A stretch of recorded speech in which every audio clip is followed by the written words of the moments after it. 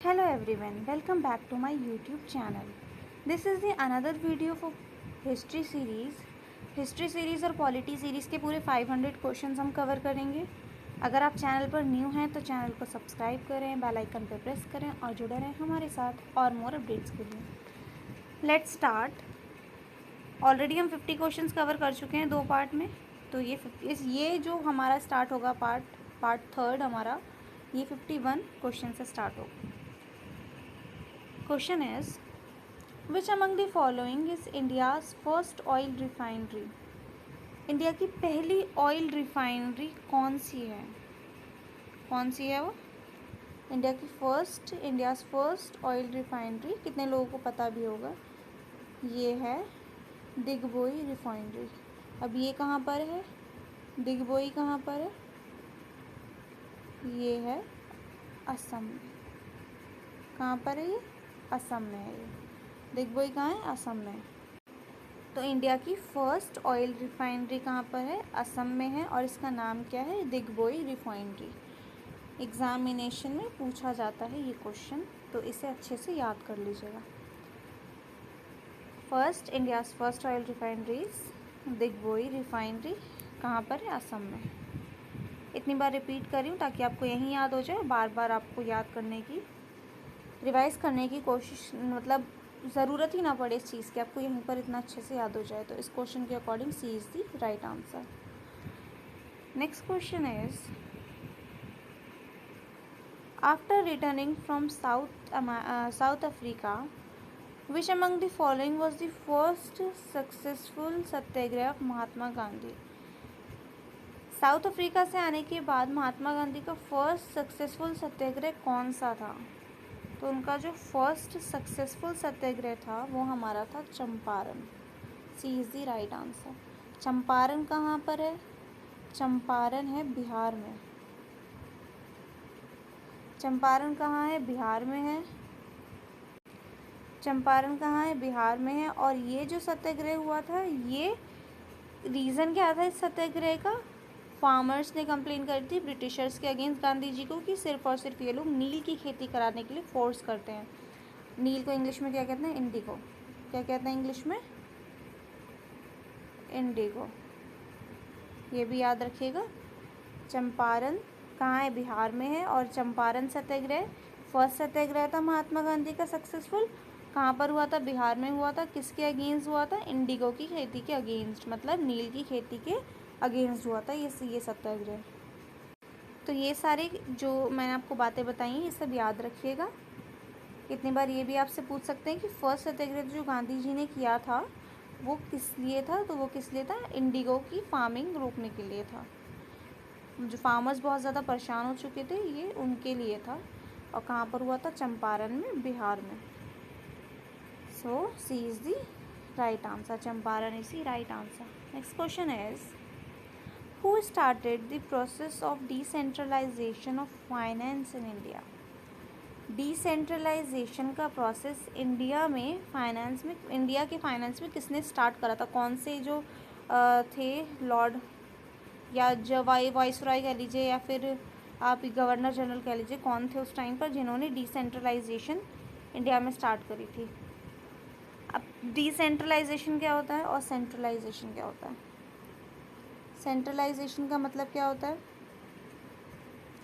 जो अगर कोई कॉमर्स स्टूडेंट है जो आर्ट्स फील्ड में अब एंट्रेंस की तैयारी कर रहा है या सिविल सर्विसेज की तैयारी कर रहे हैं तो उन्हें पता होगा अच्छे से कि सेंट्रलाइजेशन और डिसेंट्रलाइजेशन क्या होता है. सेंट्रलाइजेशन का मतलब पावर जो है किसी एक के पास है. पावर किसके पास है? किसी एक के पास. डिस्ट्रीब्यूशन ऑफ पावर नहीं है. क्या नहीं है? Distribution of power. Distribution of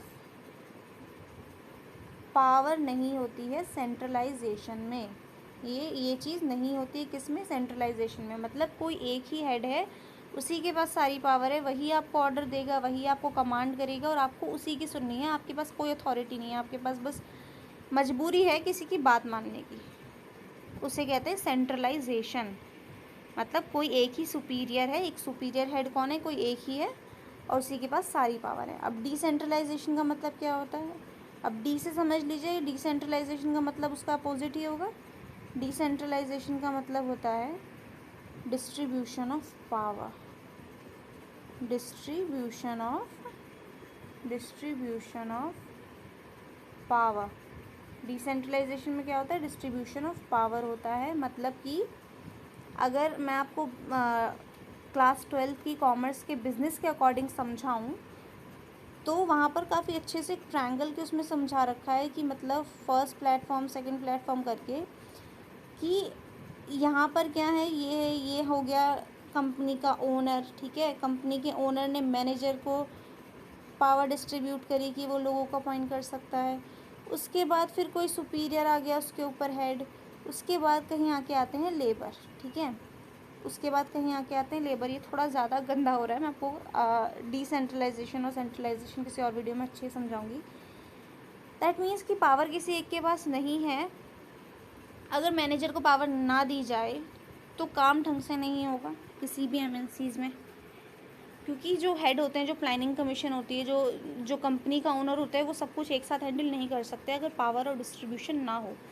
तो कहीं भी कुछ भी अगर आप करना चाहते हैं, आप क्या कोई भी बड़ी फर्म है या इंडिया का जो पूरा सिस्टम चल रहा है वो centralization as well as decentralization के साथ चल रहा है। पावर अगर यूनियन गवर्नमेंट के पास है तो स्टेट गवर्नमेंट के पास भी इक्वल है पावर, तभी हमारा अच्छे से चल पा रहा है सब कुछ। सो डिसेंट्रलाइजेशन का मतलब क्या हुआ, डिस्ट्रीब्यूशन ऑफ पावर।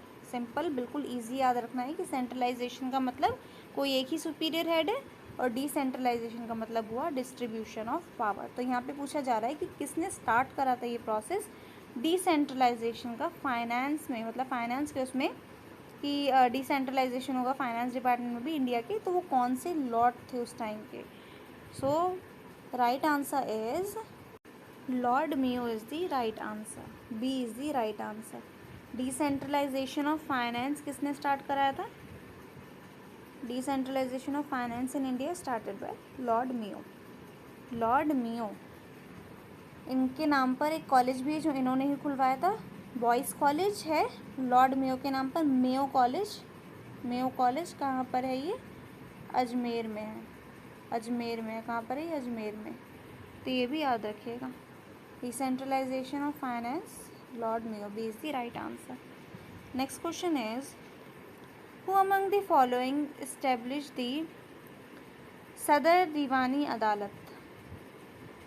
किसने एस्टेब्लिश करा था सदर दीवानी अदालत, वो करा था वॉरेन हेस्टिंग ने। A is the right answer, Warren Hasting is the right answer.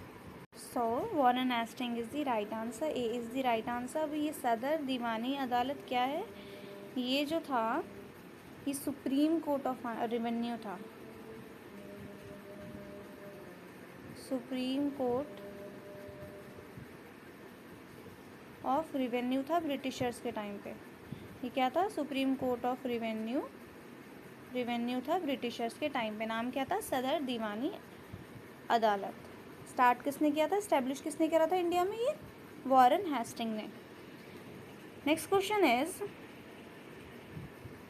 Who is known as Indian unrest. किसको इंडियन अनरेस्ट के नाम से जाना जाता है, तो वो कौन है, हमारे बाल गंगाधर तिलक जी। बाल गंगाधर तिलक जी को जाना जाता है फादर ऑफ इंडियन अनरेस्ट। बाल गंगाधर तिलक जी को जाना जाता है किस नाम से, इंडियन अनरेस्ट के नाम से, अनरेस्ट के नाम से। फादर ऑफ इंडियन अनरेस्ट किसको जाना जाता है इस नाम से, बाल गंगाधर तिलक जी को। ये भी अच्छे से याद रखिएगा, फादर ऑफ इंडियन अनरेस्ट बाल गंगाधर तिलक जी को इस नाम से जाना जाता है। बाल गंगाधर तिलक जी को जाना जाता है किस नाम से, फादर ऑफ इंडियन अनरेस्ट के नाम से। So according to this question D is the right answer, Bal Gangadhar Tilak ji is the right answer. Next question is who among the following was the first president of constant assembly. मैंने आपको polity series में काफ़ी अच्छे से पढ़ाया है, यहाँ पे परमानेंट वर्ड यूज़ नहीं करा गया, बस आपसे एक जनरल क्वेश्चन पूछा गया है कि who was the first president of constant assembly. तो फर्स्ट प्रेसिडेंट कौन थे हमारे, वो थे हमारे Sachchidananda Sinha B is the right answer. अगर यहाँ पे परमानेंट वर्ड यूज़ होता, यहाँ पे क्या वर्ड यूज़ होता, परमानेंट वर्ड। अगर यहाँ पे परमानेंट वर्ड यूज़ होता तो राइट आंसर क्या होता, फिर राइट आंसर होता डॉक्टर राजेंद्र प्रसाद। बट यहाँ पे परमानेंट वर्ड यूज़ नहीं किया गया है। बस क्वेश्चन आपसे एक सिंपल चीज़ पूछ रहा है कि who among the following was the first president of constant assembly. Constant assembly के जो फर्स्ट प्रेसिडेंट थे वो कौन थे, वो थे हमारे सच्चिदानंद सिन्हा जी। ये हमारे नॉन परमानेंट प्रेसिडेंट थे। बट अगर सिर्फ फर्स्ट पूछ रहे हैं, परमानेंट नॉन परमानेंट नहीं मेंशन करा है, तो सच्चिदानंद सिन्हा जी राइट आंसर होगा। और अगर सच्चिदानंद सिन्हा जी ऑप्शन में नहीं है तो फिर डेफिनेट आंसर होगा डॉक्टर राजेंद्र प्रसाद, क्योंकि कभी भी ऐसा नहीं करेंगे एग्जामिनर, यहाँ पे परमानेंट नहीं पूछा गया, सच्चिदानंद सिन्हा जी ऑप्शन में दिए हैं, इसीलिए इसका आंसर सच्चिदानंद सिन्हा है। B is the right answer.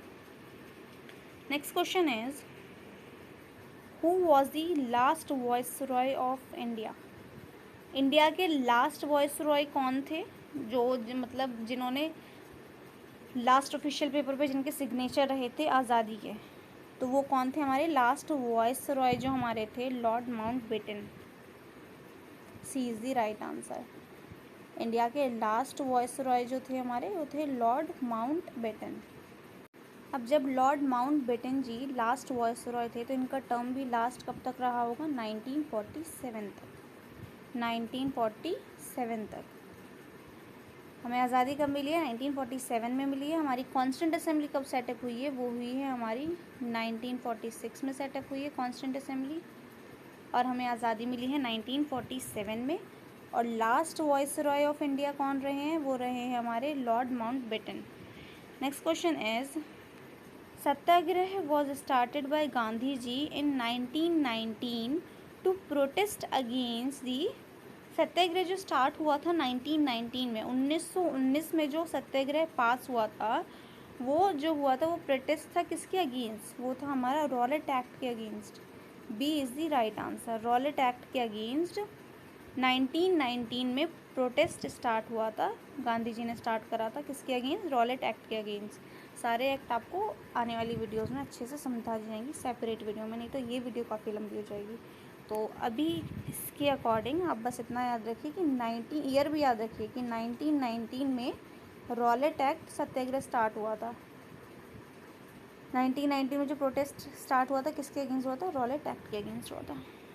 Next question is on which date second world war started in 1939। मैंने आपको आई थिंक फर्स्ट वीडियो में बताया था कि फर्स्ट वर्ल्ड वॉर कब से स्टार्ट हुई थी। हमारी फर्स्ट वर्ल्ड वॉर जो स्टार्ट हुई थी वो हुई थी हमारी 1914 से 1918 तक रही थी हमारी फर्स्ट वर्ल्ड वॉर। ये क्या थी, हमारी फर्स्ट वर्ल्ड वॉर की बात हो रही है, ये भी याद रखिएगा। ये भी पूछ लेते हैं कि फर्स्ट वर्ल्ड वॉर कब स्टार्ट हुई थी या फिर कब एंड हुई थी, तो एंड हुई थी 1918 में और स्टार्ट हुई थी 1914 में फर्स्ट वर्ल्ड वॉर। ठीक है, अब यहाँ पे बताया गया है, क्या बता रहे हैं क्वेश्चन में, कि सेकेंड वर्ल्ड वॉर स्टार्ट तो 1913 में हुई थी, 1939 में हुई थी, सॉरी 1939 में हुई थी। अब यहाँ पे पूछ रहे हैं कि डेट क्या थी 1939 में जब फर्स्ट वर्ल्ड वॉर स्टार्ट हुई है, तो डेट क्या थी। अब जब 1939 में सेकेंड वर्ल्ड वॉर स्टार्ट हो रही है तो एंड कब हुआ होगा इसका, एंड हुआ था 1939 से शुरू हुई थी हमारी सेकेंड वर्ल्ड वॉर। किसकी बात हो रही है यहाँ पे, सेकेंड वर्ल्ड वॉर की। सेकेंड वर्ल्ड वॉर हमारी स्टार्ट हुई थी 1939 में और एंड हुई है हमारी 1945 में। एंड हुई कब, 1945 में, स्टार्ट हुई थी 1939 में। क्वेश्चन में पूछी गई है डेट, तो डेट थी हमारी 1 सितंबर। B is the right answer. 1 सितंबर 1939 to 1945 second world war date रही हमारी 1 सितंबर।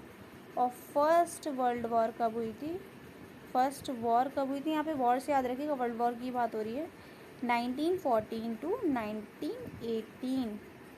अच्छे से ये चीज़ें याद रखिएगा। वर्ल्ड वॉर 2 ही हुई हैं, थर्ड वर्ल्ड वॉर अब तक नहीं हुई है। होनी भी नहीं चाहिए वर्ल्ड वॉर, अच्छी बात भी नहीं होती है। तो 1914 to 1918 first world war, 1939 to 1945 second world war. और date is second world war जो स्टार्ट हुआ था उसकी डेट क्या थी? 1 सितंबर। B is the right answer. Next question is consider the following incidents. Arrange करना है इन्हें क्रोनोलॉजिकल ऑर्डर में अकॉर्डिंग टू टाइम। ओके, इसके लिए आपको क्या पता होना चाहिए? ईयर। अब इन सारे जो हमारे इंसिडेंट रहे हैं, सारे इम्पॉर्टेंट इंसिडेंट जो रहे हैं हमारे, इसको अरेंज करने के लिए सबसे पहले आपको क्या पता होना चाहिए कि ये कौन से ईयर में हुए हैं। तभी आपको पता चलेगा कि सही जो होगा अरेंजिंग जो ऑर्डर होगा क्रोनोलॉजिकल में वो क्या होगा। यहाँ पे है फाउंडेशन ऑफ मुस्लिम लीग कब हुई, जलियांवाला बाग मैस्करी कब हुआ, खिलाफत मूवमेंट, सिविल डिसोबीडियंट मूवमेंट। तो हम टर्न मतलब 1 बाय 1 देखते चलेंगे अभी कि कौन सा ईयर है, उसके बाद देखेंगे ऑप्शन पे बाद में जाएंगे। पहले इसको सॉल्व करते हैं कि ईयर क्या रहा इन ये जो 4 यहाँ पे हमें दिए हैं ना, इन चारों इंसिडेंट का ईयर क्या है। सो ईयर देखते हैं। मुस्लिम लीग कब फाउंड हुई थी? 1906 में। मैंने प्रीवियस वीडियो में आपको बताया था 1905 में पार्टीशन ऑफ बंगाल हुआ था, 1906 में ही मुस्लिम लीग फाउंड हुई थी। पार्टीशन ऑफ बंगाल के टाइम पर मुस्लिम लीग फाउंड हुई थी 1906 में। जलियांवाला बाग मैस्करी आपने 10th क्लास में पढ़ा होगा। जलियांवाला बाग मैस्करी कब हुई थी? 1919 में। रॉलेट एक्ट जो हमने ऊपर पढ़ा इसी टाइम का है, 1919 का। खिलाफत मूवमेंट जो स्टार्ट हुआ था वो भी 1919 से 1924 तक चला था। और सिविल डिसोबीडियंस मूवमेंट जो चला था वो 1930 में स्टार्ट हुआ था। तो अब यहाँ पर जो है वो जलियांवाला बाग मैस्करी और खिलाफत मूवमेंट की डेट ईयर जो है वो सेम है। अब यहाँ पे सेलेक्ट करें किस ऑप्शन को, क्योंकि अब देखिए सीक्वेंस जो है वो 1 2 3 4 ही जा रहा है, पर यहाँ पर देखें अगर तो यहाँ पे 1 3 2 4 भी है एक ऑप्शन कि खिलाफत मूवमेंट हो गया, फिर जलियांवाला बाग मैस्करी और फिर सिविल डिसोबीडियंस मूवमेंट। अब इसमें आपको कन्फ्यूज़न होगी अब कौन सा टिक करें। बहुत सिंपल है। जलियांवाला बाग मैस्करी आपने पढ़ा होगा 10th क्लास में, आपको ईयर और डेट दोनों याद रख पाई जाती हैं हिस्ट्री में। तो जलियांवाला बाग मैस्करी जो हुई थी वो हुआ था अप्रैल में। कब हुई थी? अप्रैल में। और इसके 101 ईयर पूरे हो चुके हैं जलियांवाला बाग मैस्करी के। 1919 में कब हुई थी? अप्रैल में हुई थी ये। और खिलाफत मूवमेंट कब हुआ है? ये हुआ है अक्टूबर में। ये अक्टूबर में हुआ है 1919 में, और ये हुआ है अप्रैल में। तो हम डेट के अकॉर्डिंग जाएंगे, ठीक है। मुस्लिम लीग 1905, मुस्लिम लीग 1906, सिविल डिसोबीडियंस मूवमेंट 1930, अब ये दोनों 1919। सो राइट आंसर क्या बनेगा हमारा? 1 2 3 4 is the right answer. 1906, 1919, 1919 and 1930। यहाँ पर डेट में इम्पॉर्टेंट हो जाती है, इसीलिए आपको हिस्ट्री में डेट याद रखने को कहा जाता है विद ईयर। ईयर के साथ साथ आपको डेट भी याद रखनी होती है हिस्ट्री में। जलियांवाला बाग मैस्करी की 101 ईयर कंप्लीट हो चुके हैं। 101 ईयर जलियांवाला बाग मैस्करी के, ये भी याद रखिएगा। Next question is in which of the following languages Mahatma Gandhi published newspaper with the name Harijan. अब इस पे एक और क्वेश्चन है। हरिजन संघ जो था वो था किसमें? महात्मा गांधी से रिलेटेड थे हरिजन। न्यूज़पेपर जो था ये भी महात्मा गांधी जी पब्लिश करते थे। अब ये यहाँ पे क्वेश्चन लैंग्वेज क्या होती थी न्यूज़पेपर की जो महात्मा गांधी जी पब्लिश करते थे, न्यूज़पेपर जिसका नाम था Harijan. Answer is D, English, Hindi and Gujarati. ये 3 लैंग्वेज में पब्लिश किया जाता था ये न्यूज़पेपर, इंग्लिश, हिंदी और गुजराती में। क्या कितनी लैंग्वेजेस थी? 3 लैंग्वेजेस, इंग्लिश, हिंदी और गुजराती। न्यूज़पेपर का नाम क्या था? हरिजन। सो लैंग्वेज याद रखिएगा। और हरिजन न्यूज़पेपर जो है वो पब्लिश कौन करते थे? वो करते थे हमारे गांधी जी। नाम था गांधी जी के न्यूज़पेपर का हरिजन। लैंग्वेज थी English, Hindi and Gujarati. 3 language में ये न्यूज़पेपर पब्लिश किया जाता था। Next question is October revolution is related to which country. October revolution also known as Russian revolution. C is the right answer. Russian revolution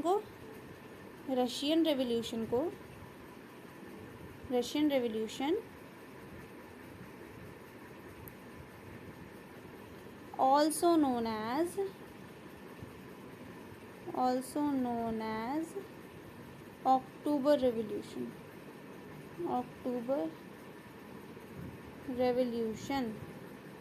ये चीज़ याद रखिएगा कि रशियन रेवोल्यूशन को ही अक्टूबर रेवोल्यूशन के नाम से जाना जाता है। October revolution is related to which country? Russia. और नॉर्मली हम किस नाम से जानते हैं? रशियन रेवोल्यूशन के नाम से, पर Russian revolution is also known as October revolution. So according to this question C is the right answer. Next question is who was the author of the book sipahi mutiny 1857? Sipahi mutiny के बारे में मैंने आपको previous video में पढ़ा है।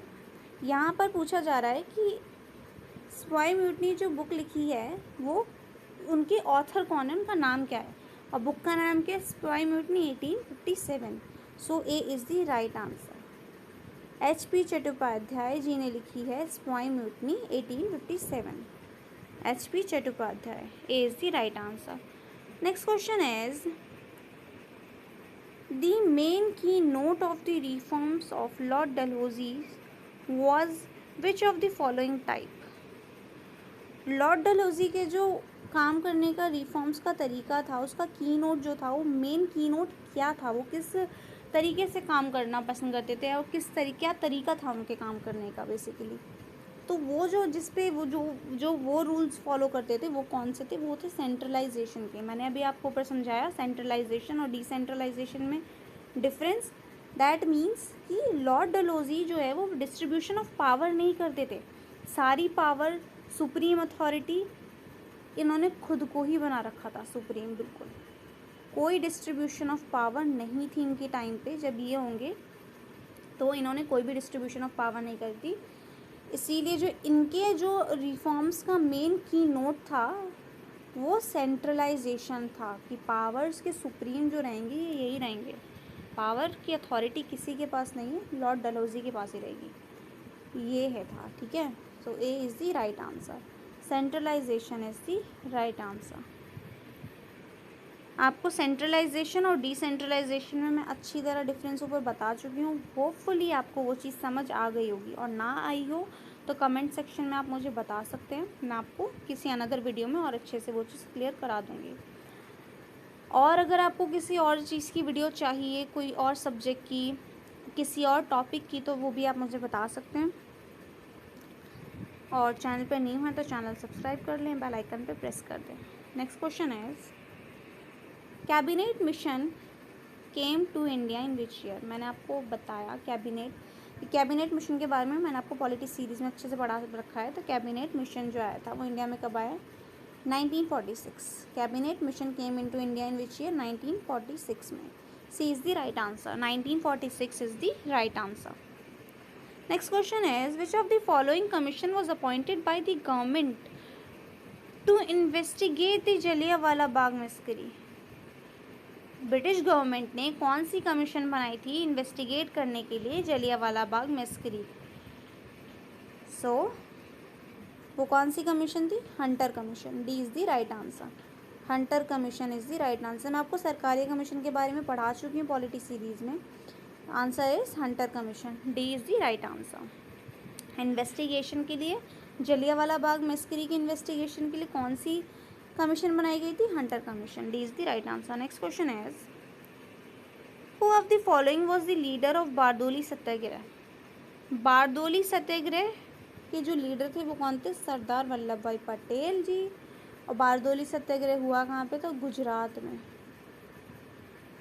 गुजरात में हुआ था बारदोली सत्याग्रह, और लीडर कौन थे? Sardar Vallabh Bhai Patel ji. Next question is which of the following governor general change the official language of the courts of justice from Persian to English?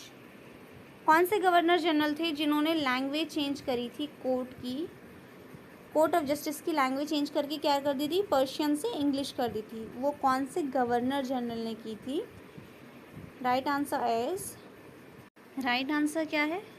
कौन से गवर्नर जनरल थे जिन्होंने ऑफिशियल लैंग्वेज कोर्ट की चेंज करके पर्शियन से इंग्लिश कर दी थी? वो थे हमारे Lord William Bentinck ji. B is the right answer, Lord William Bentinck ji. और लॉर्ड विलियम बेंटिक ने सती प्रथा को रोकने में बहुत बड़ा योगदान दिया था। ये मैं आपको पॉलिटी सीरीज़ में काफ़ी अच्छे से बता चुकी हूँ। जिन्होंने नहीं देखी वो एक बार जाके देख लें। तो कौन से गवर्नर जनरल थे जिन्होंने official language of court of justice change करके पर्शियन से इंग्लिश कर दी थी? वो थे Lord William Bentinck ji. B is the right answer. Next question is the immortal national song Vande Mataram has been written bye.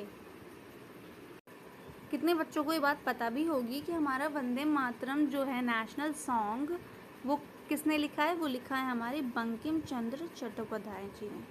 C is the right answer है।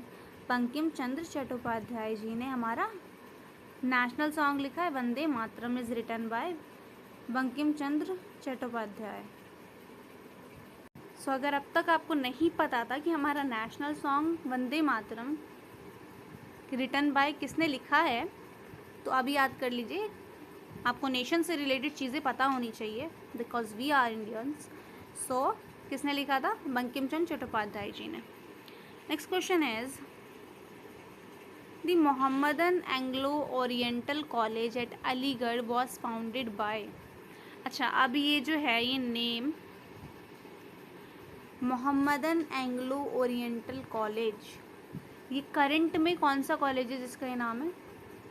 मैं खुद ही बता देती हूँ आपको। अलीगढ़ मुस्लिम यूनिवर्सिटी का नाम तो सबने ही सुना होगा। Aligarh Muslim university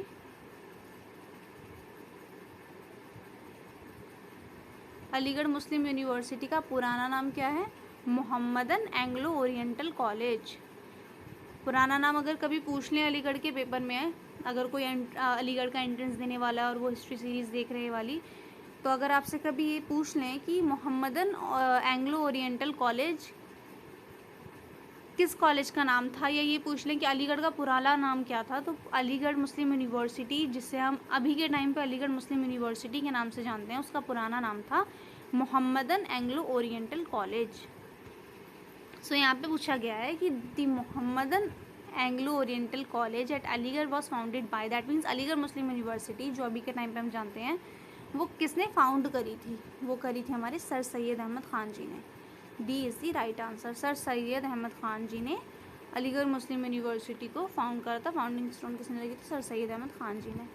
Mohammedan Anglo Oriental college Aligarh का पुराना नाम है। अलीगढ़ मुस्लिम यूनिवर्सिटी का पुराना नाम है Mohammedan Anglo Oriental college. D is the right answer.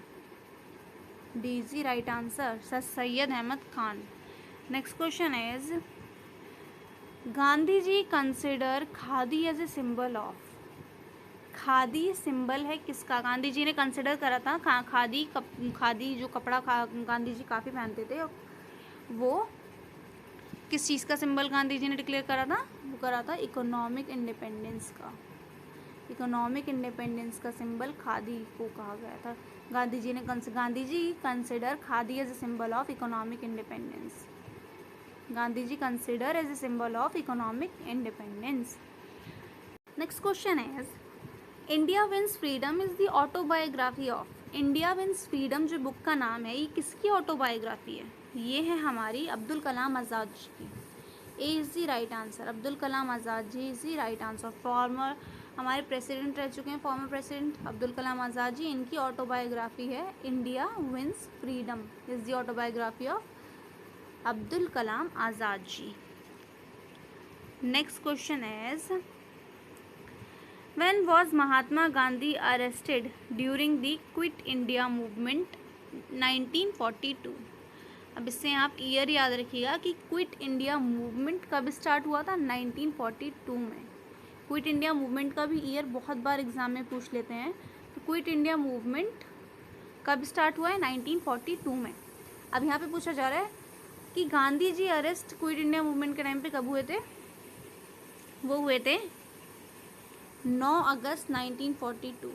9 August 1942 date क्या थी? 9 अगस्त 1942 को गांधी जी अरेस्ट हुए थे, क्विट इंडिया मूवमेंट की डेट क्या है? 9 अगस्त 1942। सो क्विट इंडिया मूवमेंट 9 अगस्त 1942 को हुआ था। डेट क्या है? 9 अगस्त 1942। तो इसके टोटल ईयर अब तक कितने हो गए? 79 ईयर्स कंप्लीट हो गए क्विट इंडिया मूवमेंट के। कितने ईयर्स कंप्लीट हो गए? 79 ईयर्स कंप्लीट हो गए किसके? क्विट इंडिया मूवमेंट के। ये भी आपसे पूछ सकते हैं, क्योंकि लास्ट टाइम नहीं, आई थिंक 2019 में, हाँ, जलियांवाला बाग मस्करी के एक क्वेश्चन पेपर में पूछा गया था कि जलियांवाला बाग मस्करी के कितने ईयर पूरे हो गए हैं। तो 2019 में जलियांवाला बाग मस्करी की जो है वो सेंचुरी पूरी हुई थी। क्या पूरी हुई थी? सेंचुरी पूरी हुई थी। सो क्विट इंडिया मूवमेंट 9 अगस्त 1942, डेट याद रखिएगा। और ईयर क्या है क्विट इंडिया मूवमेंट का? 1942। डेट क्या है? 9 अगस्त। ईयर कितने कंप्लीट हो गए? 79 years. Next question is the founder of the Brahmo Samaj was. इस टाइप के क्वेश्चन भी एग्जाम में बहुत आते हैं। ब्रह्मो समाज के फाउंडर कौन थे? वो थे हमारे राजा राम मोहन रॉय जी। राजा राम मोहन रॉय जी ब्रह्मो समाज के कौन थे? Founder. The founder of the Brahmo Samaj was Raja Ram Mohan Roy. Next question is do और डाई, दैट मीन्स करेंगे या मरेंगे। Gandhi ji gave this mantra to the nation on the eve of which mass movement. Gandhi ji ने डू और डाई का स्लोगन जो दिया था वो कौन से मूवमेंट में दिया था? वो मूवमेंट हमारा था क्विट इंडिया मूवमेंट में। गांधी जी ने स्लोगन दिया था डू और die. So C is the right answer. अभी हमने ऊपर पढ़ा है कि क्विट इंडिया मूवमेंट का ईयर क्या है? 1942 में हुआ था quit India movement. Quit India movement में गांधी जी ने स्लोगन दिया था डू और डाई। स्लोगन्स भी बहुत इंपॉर्टेंट होते हैं, इंपॉर्टेंट पर्सनालिटीज़ के इंपॉर्टेंट स्लोगन्स होते हैं जो उन्होंने कहा, जैसे कि जय जवान जय किसान, give me blood I give you freedom, do और डाई, जय जवान जय किसान जय विज्ञान, और man is the social animal. ये जितने भी टाइप के स्लोगन्स हैं जो कि इंपॉर्टेंट पर्सनालिटीज़ ने बोले हैं, ये आपके एग्ज़ाम पॉइंट ऑफ व्यू से काफ़ी इंपॉर्टेंट हो जाते हैं। तो इस पर भी एक सेपरेट वीडियो आने वाली है चैनल पे जल्द, तो चैनल से जुड़े रहें। यहाँ पे क्या है? डू और डाई का स्लोगन क्विट इंडिया मूवमेंट में दिया गया था 1942 में। So according to this question C is the right answer. C is the right answer. Hopefully आपको वीडियो देखते देखते ही चीज़ें याद हो जाती होंगी। I hope so. मैं अपनी तरफ से पूरा 100% दे रही हूँ। अगर कोई कमी लगे तो आप कमेंट बॉक्स में बता सकते हैं। चैनल को सब्सक्राइब नहीं करा है तो कर लें।